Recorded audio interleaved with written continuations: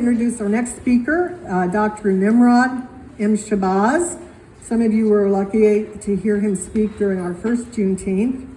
He's an Afrocentric author, educator, historian, and publisher who is completing his last semester of an educational doctorate at St. Louis University in educational leadership. He is the Black Prometheus, bringing historical enlightenment to the masses. Please help me welcome Dr. Shabazz, who will vastly increase our understanding of the 1850 Federal Fugitive Slave Act.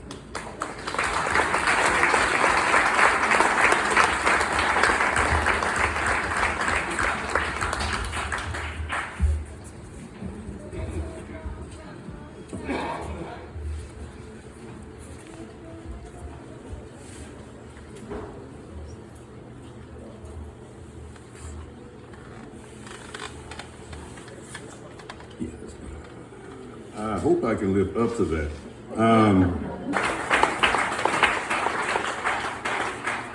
Now, we have a segment of society that is trying to repaint history.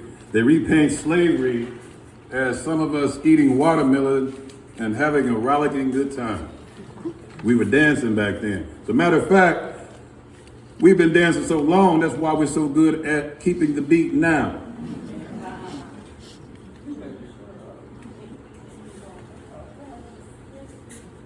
There's also a segment of society that tries to justify everything. Oh, everybody had slaves at one point in time. Even the Africans owned slaves.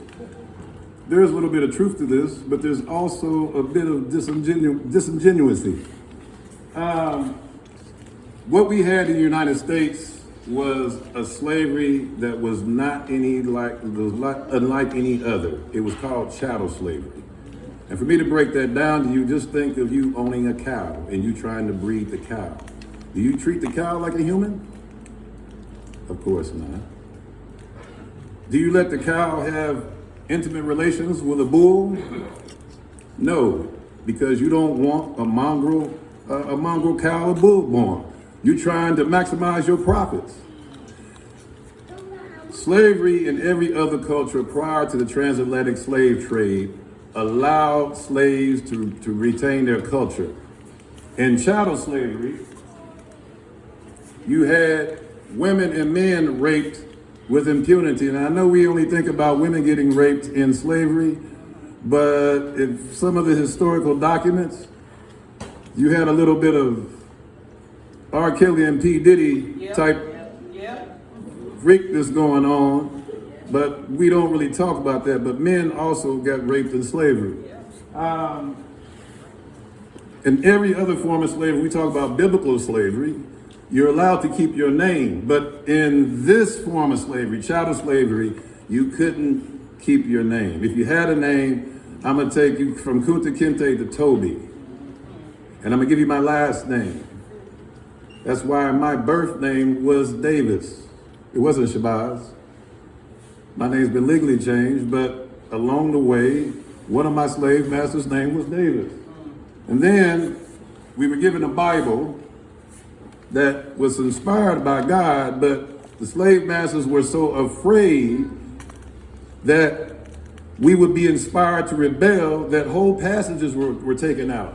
So the only thing we were given was a Bible with whole passages to make us a little bit docile. And again, we weren't allowed to marry who we wanted to. We had to be told who we was going to marry. We couldn't even have intimate relations with whom we wanted to. The slave master had to tell us that.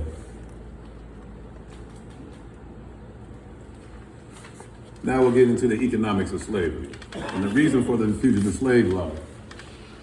Prior to 1850, there were about 1,000 to 5,000 slaves that were going north. Once you crossed the Missouri Compromise line north, then the Southern authorities they didn't have any jurisdiction up north. And this really made them mad. But if you look at the economics of slavery, by 1860, of the 3 million slaves, you had 1.8 million of them producing 2 billion pounds of cotton, which was 2/3 of the cotton in the world. Do you know how rich the South got? Now, when we talk about reparations, and I'm not going to go into that because that's a whole totally different thing. When we talk about reparations, they're basing this on the South getting rich for this many years and not paying anybody. That's where this whole argument, and I'll let you chew on that in a different way. Slaves cost between $500 to $1,500 back then, which is what, about 20,000 to 54,000 in today's terms. So they weren't cheap. So if you had 1,000 to 5,000 slaves escaping north, conservative estimates back then was about $2 million. It's equivalent to $60 million to $80 million every year going north. Did you really think they were going to let the slaves go that? No, because you were producing 2/3 of the world's cotton and you were getting rich. So if I don't come with this act, I undermine my institution. I have to keep them in check. Once the slaves, when you instituted the Fugitive Bounty Act of 1850, that gave them permission to come up into the Northern Territory and to pursue you and to capture you. So sometimes when you hear about a paddy roller in the movie, a paddy roller bounty hunters, that's what they're talking about. People who are authorized to go up north and bring you back. Now, one of the main reasons I told you about my heritage in the beginning is because as I've come to understand my place in the world, it's boosted my confidence.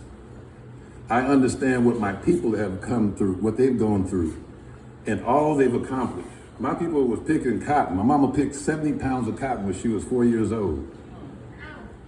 She came from the cotton fields of Arkansas to a village of Missouri. She became a teacher in the Kansas City School District for over 30 years.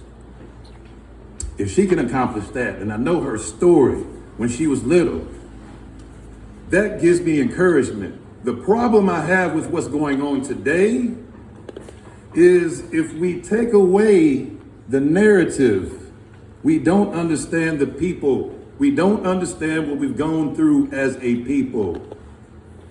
And then we do stuff like raid the Capitol building. We start shooting each other in the street.